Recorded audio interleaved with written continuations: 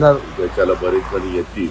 मला वाटतं chief justice आजच मुक्कामाला येणार आहेत आणि बाकीचे पण सगळेजण आम्ही त्या कार्यक्रमाला असू. एक चांगला कार्यक्रम आणि ह्याच्यामुळं कोल्हापूर शहराला एक वेगळं आगळं महत्व प्राप्त होईल. कारण बाकीची कोल्हापूर परिसरातली जी विकासाची कामं आहेत, मी मला वाटतं 25 तारखेला सोमवारी येणार आहे, त्यावेळेस मी आढावा बैठक आणि आत्ताच कलेक्टरांशी पण बोललो. मला मुश्रीफांनी पण विनंती केली. प्रत्येक राजकीय पक्ष आपापल्या परीनं आपल्या पक्षाचं संख्या कशी वाढेल, पक्षाचं वातावरण कसं चांगलं होईल, कार्यकर्त्यांच्यामध्ये उत्साह कसा येईल. कारण पुढं काही स्थानिक स्वराज्य संस्थांच्या निवडणुका येऊ ठापलेल्या आहेत. त्याच्यामुळे भाजप त्यांच्या परीनं, शिवसेना त्यांच्या परीनं, आम्ही आमच्या परीनं, विरोधक त्यांच्या परीनं, सगळेजण आपापल्या परीनं प्रयत्न करतायत. ते मुंबई हायकोर्टचं बेंच कोल्हापूरचं सुरू होतंय, त्याचा अतिशय मनापासूनचा आनंद कोल्हापूरवासी, सातारावासी, सांगलीवासी, आमचे सोलापूर असेल किंवा इकडं सिंधुदुर्ग असेल, रत्नागिरी असेल, त्या सगळ्यांनाच आहे. अनेक त्याच्याबद्दल लढे झाले, सत्याग्रह झाले, आंदोलन झाली, परंतु त्याला यश आलं. आता काही जण तर त्याच्यातले हयात पण नाहीयेत.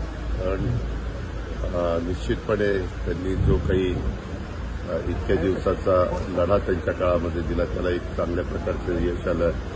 चीफ जस्टिस स्वतः गवई साहेबांनी त्याच्यामध्ये अतिशय चांगली भूमिका घेतली. त्या गोष्टीचं समाधान आमच्या राज्यातल्या तमाम सहकाऱ्यांना आहे, आम्हाला सगळ्यांना. त्याच्याला बरेच जण येतील. मला वाटतं चीफ जस्टिस आजच मुक्कामाला येणार आहेत आणि बाकीचे पण सगळेजण आम्ही त्या कार्यक्रमाला असू. एक चांगला कार्यक्रम आणि ह्याच्यामुळं कोल्हापूर शहराला एक वेगळं आगळं महत्व प्राप्त होईल. कारण नाही म्हटलं तरी एवढे मोठ्या प्रमाणावर मॅट्रे चालतात, लोकांचं येणं जाणं चालतं. आजूबाजूच्या जिल्ह्यातली पण लोक त्या निमित्ताने येणार, लॉयर लोक मोठ्या प्रमाणावर त्या ठिकाणी राहणार, अशा पद्धतीनं आहे. बाकीची कोल्हापूर परिसरातली जी विकासाची कामं आहेत, मी मला वाटतं 25 तारखेला सोमवारी येणार आहे, त्यावेळेस मी आढावा बैठक आणि आत्ताच कलेक्टरांशी पण बोललो. मला मुश्रीफांनी पण विनंती केली आणि आमच्या चीफ आयुक्तांना पण कमिशनर राहायला सांगितलं कॉर्पोरेशनच्या. मी त्यावेळेस येतो आणि मग त्यावेळेस सगळाच आढावा जे काही आपण कोल्हापूरच्या करता करतोय त्याच्या संदर्भातलं बाबा काय काय चाललंय, का काही राज्याच्या स्तरावर कुठल्या काही परवानग्या देणं बाकी आहे का, निधीची कुठली काही उपलब्ध कमतरता आहे का वगैरे, हा सगळाच आढावा घेतला जाईल. त्याच्यातनं जे प्रश्न अधिक गतीनं मार्गी लागणं गरजेचं आहे ते लावण्याचा प्रयत्न आम्ही सगळ्या प्रशासनाला विश्वासात करू. दादा, सांगलीमध्ये राष्ट्रवादीचा कार्यकर्त्यांचा मेळावा देखील होणार आहे. या निमित्तानं पुन्हा एकदा पश्चिम महाराष्ट्रावर पकड मिळवण्यात प्रत्येक राजकीय पक्ष आपापल्या परीनं आपल्या पक्षाचं संख्या कशी वाढेल, पक्षाचं वातावरण कसं चांगलं होईल, कार्यकर्त्यांच्यामध्ये उत्साह कसा येईल. कारण पुढं काही स्थानिक स्वराज्य संस्थांच्या निवडणुका येऊ ठापलेल्या आहेत. त्याच्यामुळे भाजप त्यांच्या परीनं, शिवसेना त्यांच्या परीनं, आम्ही आमच्या परीनं, विरोधक त्यांच्या परीनं, सगळेजण आपापल्या परीनं प्रयत्न करतायत. शेवटी जनता जनार्दन हे सर्वस्व आहे. ते त्याच्याबद्दलचा अंतिम निर्णय घेतात. पण जनतेच्या मनामध्ये विश्वास निर्माण करण्याचं काम हे ज्या त्या पक्षाला आणि ज्या त्या पक्षाच्या नेतृत्वाला आणि कार्यकर्त्यांना करावं लागतं.